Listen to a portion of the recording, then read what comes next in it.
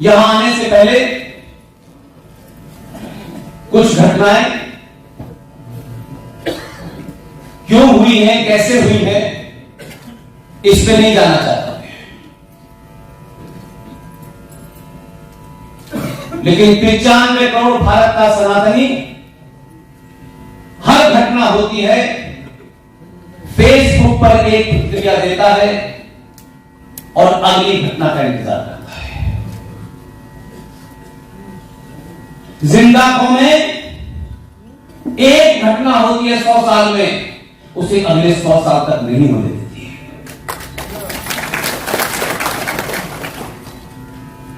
हम घटनाओं को रोज होते देखते हैं। कभी निकिता तोमर को हरियाणा में सरेआम सड़क पर एक जिहादी मुसलमान गोली मार देता है क्योंकि वो उससे शादी करने के लिए तैयार नहीं होती है।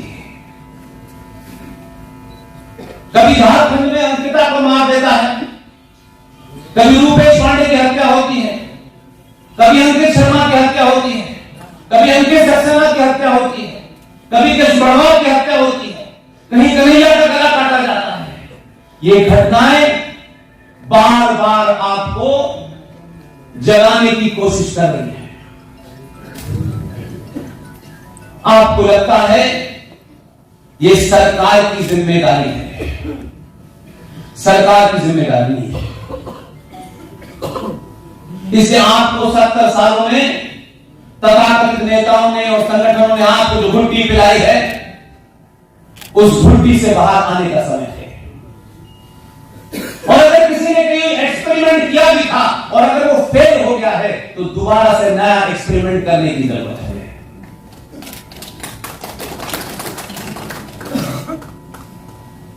उत्तर प्रदेश में जहां से मैं बोल रहा हूं, मुझे पूरी उम्मीद है कि कुछ बातें जो मुझे उठानी है वो लखनऊ तक पहुंचेगी।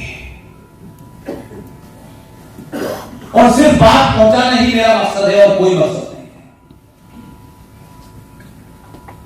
है। इससे सभागार में कितने ब्राह्मण हैं, कितने ठाकुर हैं, कितने यादव हैं, इसकी गिनती मैंने कभी नहीं की। प्रोग्राम आयोजित करने वालों की जाति क्या है, मुझे उससे कोई फर्क नहीं पड़ता। और हम अगर यह समझते हैं कि 1947 में भारत पैदा हुआ था तो हमसे बड़ा कोई मूर्ख नहीं है। लिहाजा हमने बहुत सारे कुकर्म और कुतर्क किए हैं जिसकी सजा हम भुगत रहे हैं। नहीं जानता कि समाज में बहुत विद्वान लोग जो कभी किसी सत्ता के साथ नहीं रहे, जिनका सत्ता से कोई प्रत्यक्ष अप्रत्यक्ष संबंध नहीं रहा, उन लोगों ने भी कभी रुक करके समाज को सच बोलने की ताकत दी थी।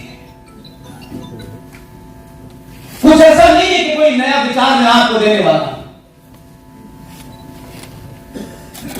आपने शब्दों के साथ अनर्थ किया, हमारे बुजुर्गों ने किया और खुल्लम खुल्ला किया, और अब वो हमारी आदत में शुमार हो गए हैं। इसलिए हम सही बात सुनना नहीं चाहते हैं, और जो सही बात कहते हैं ये हेट मॉन्गर है, ये समाज में जहर फैला रहा है, ये समाज को तोड़ रहा है। ये हम अपनी कायरता को छुपाने के लिए इस्तेमाल करते हैं।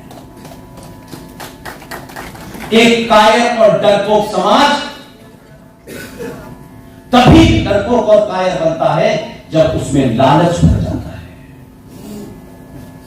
वो लालच उसको कभी सही नहीं बोलने देता, कि उसको हमेशा चिंता होती है कि वो सच बोलेगा तो उसके लालच में जो भी कुछ चीज है वो पूरी नहीं होगी और कोई उससे नाराज हो जाएगा। इसलिए दिन भर उठते बैठते जागते चलते फिरते उसको इस बात की चिंता रहती है कि उसका शत्रु जब तक उसको अनुमोदन नहीं करेगा तब तक उसकी समाज में पहचान नहीं होगी।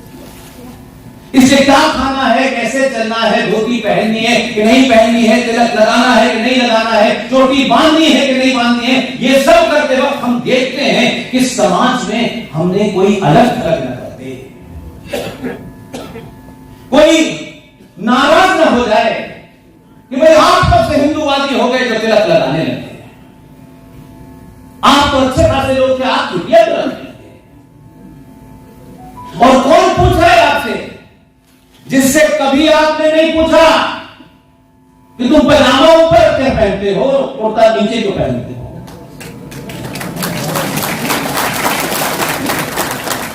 आपने नहीं पूछा क्योंकि उसने आपको मौका ही नहीं दिया। इसलिए अपोजिस्टिक समाज सुबह से शाम तक सफाई देता रहता है। और क्योंकि हम न अपने बारे में जानते हैं, न अपने पूर्वजों के बारे में जानते हैं, हम उनकी तस्वीर लगा करके माला जरूर पहना देते हैं। उनको साल में कभी एक बार याद करके समझते हैं बस काम पूरा हो गया। लेकिन हमारे अपने घर में इस बागी बलिया के अंदर हमने अपने बच्चे को फूल वाले चाचा बनने की ट्रेनिंग दी है। लेकिन इसी बागी बलिया में किसी ने अपने बच्चे को मंगल पांडे बनने के लिए प्रोत्साहित किया। मंगल पांडे पड़ोस में पैदा हो, हमारे यहां तो चाचा नेहरू पैदा हो, क्योंकि हमें सुख सुविधाओं के साथ जीवन जीना है और इतिहास में नाम लिखाना है।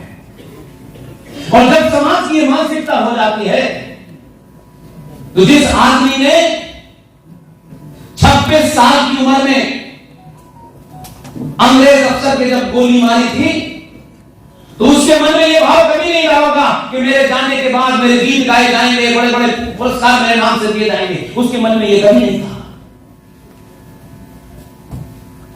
लेकिन उसके मन मस्तिष्क में यह जरूर रहा होगा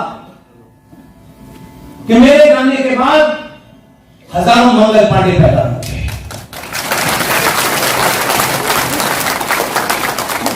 लेकिन मुझे तो बहुत अफसोस है, सुबह जो लोग कुछ मिले उन्होंने उसके घर की उस स्मारक की स्थिति के बारे में बताया, बहुत बुरी हालत है। आप कह सकते हैं कि सरकार का काम है, वो राष्ट्र का हीरो है, सरकार का हीरो नहीं।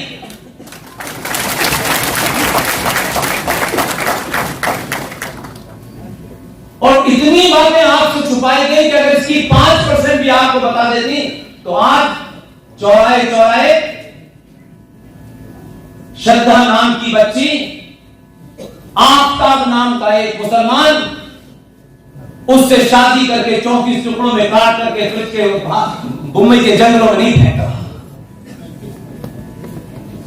हम टुकड़े रहेंगे, दुखी होंगे और 15 दिन के बाद एक और निकिता और अंकिता होगी। हम गिनती में बहुत हैं, गिनती में तो भीड़ भी बहुत होती है। बड़े बड़े प्रसादी हमारे 5-5 घंटे के भाषण करा लोग से दुनिया के हर चीज को बोलते हैं, लेकिन घर के अंदर दरवाजे के सामने जो चुनौती खड़ी है उसके बारे में बात ही नहीं करते।